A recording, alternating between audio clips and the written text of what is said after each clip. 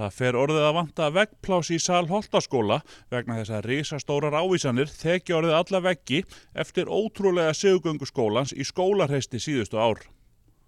Holtaskóli fagnaði á dögunum sigri í keppninni annað árið í röð og í 5. skipti á síðustu 6 árum. Þegar ekki vann sigur þá hafnaði liðið í öðru sæti. Þetta er magnaður árangur, sérstaklega ef litið er til þess að liðið sjálft breytist yfirleitt mikið á milli ára.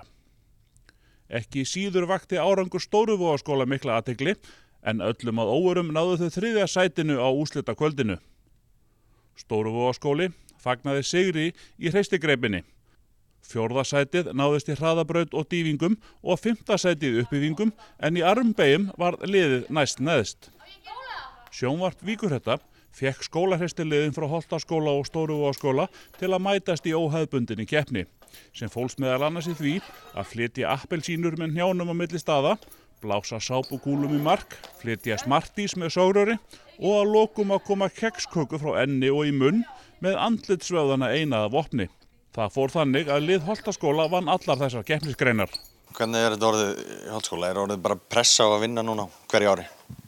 Það er orðið svolítið mikið pressa. Þetta verður bara meira og meira eftir árun held ég. En eykur það ekki bara metnaðinn hjá ykkur keppendunum? Jú, ég held það. Og setjum meira pressa sjálfa held ég bara líka. Hvernig varst þú á undirbúið? Hvernig æfirðu þig hérna fyrir armbeygjunar og hreistigreipið? Þetta sé bara endurtekning, gera þetta aftur og aftur og aftur. Og verður betri með hverju ofta sem þú gerir þetta. Maður verður einfaldlega að spyrja, bara hvert er leyndarmáli? Hvað er þetta að gefa þessum krökkum að éta?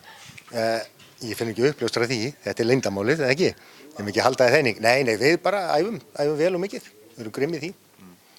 Og það er bara tekið á þessu. Það er náttúrulega stjórnendur sem eru virkir í þessu. Hjálpa okkur mikið. Og svo bara áhugin í fyrirrúmi. Þið byrjið snemma væntanlega alltaf svona, eins og maður segir á enskunni, að ríkrúta í liði. Eru miklar pælingar á bakvið þetta? Já, við skoðum þetta saman og fylgjumst með krökkunum. Bara frá því að við erum 5. 7. bekk og uppur. Svo erum við með skólahreystival í 8. bekk líka. Og það er oft sem við erum búin að spotta einhverja sem virka svo ekki alveg nógu vel, en svo koma einhverjir alltaf óvart. Þið náttúrulega búin að vinna þetta núna alveg frá 2011 fyrir utan 1 ár og þetta er náttúrulega aldrei saman liðið. Þetta get ekki verið bara einhverjar ekstra æfingar. Er þið svona heppin með íþróttafólk líka í skólanum? Já, náttúrulega við erum heppin. Við erum með mjög gott íþróttafólk og við erum með krakkar sem hafa mikið metnað og þau vilja gera vel og leggja mikið á sig til að geta gert vel. Eins og í liðinu núna er ekki krakkar úr nánast öllum íþróttagreinum. Þetta er svolítið blanda. Já, þetta er blanda. Þetta eru 5 leikum og crossfit og svo fótbolta og körfubolta. Hnefaleikarkappi jafnvel? Já, og hnefaleikarkappi að auki. Já, þannig að það er fínt fyrir hann að vera uppbyggingunum á díunum. Það styrkir efri hlutan. Hvernig sjáu þetta svona þróast áfram? Eru þið bara að fara að einoka þetta áfram? Nei, það er hljóta einhverjir að koma. Hvernig var að koma í skólan helgina eftir að þið náðu þessum glæsilega árangri? Það var bara alveg frábært sko. Það er aldrei verið eins og mikil stemning í skólanum sko. Fór bæjarfélagið bara á hliðina örugglega? Allavega á netinu sko, á Facebook og svona, það var allavega fullt af svona, óska til hamingju og svona.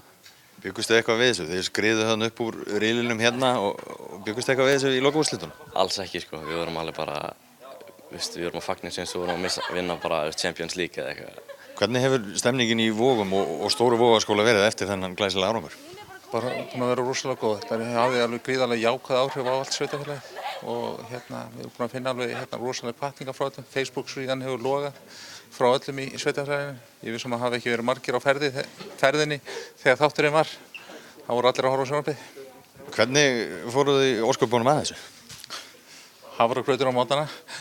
Nei, þetta er bara svakalega flotti krakkar sem við erum með og ég myndi segja 1, 2 og 3, það er þá þrautseigja og dugnaður í þeim. Þau hafa verið svona einbeitt og lagt sig fram.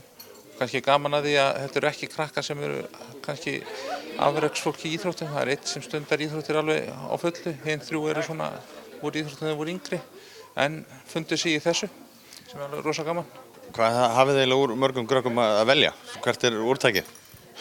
Þetta eru kringum 40 krakkar í 9. og 10. bekk og við erum með skólahreystival 8., 9. og 10. bekk og það voru í kringum 10 krakkar í því í vetur og eru búin að æfa sig og síðan völdum við þá 6 eða 7 krakkar sem hafa verið í liðinni tóku þátt í mótinu.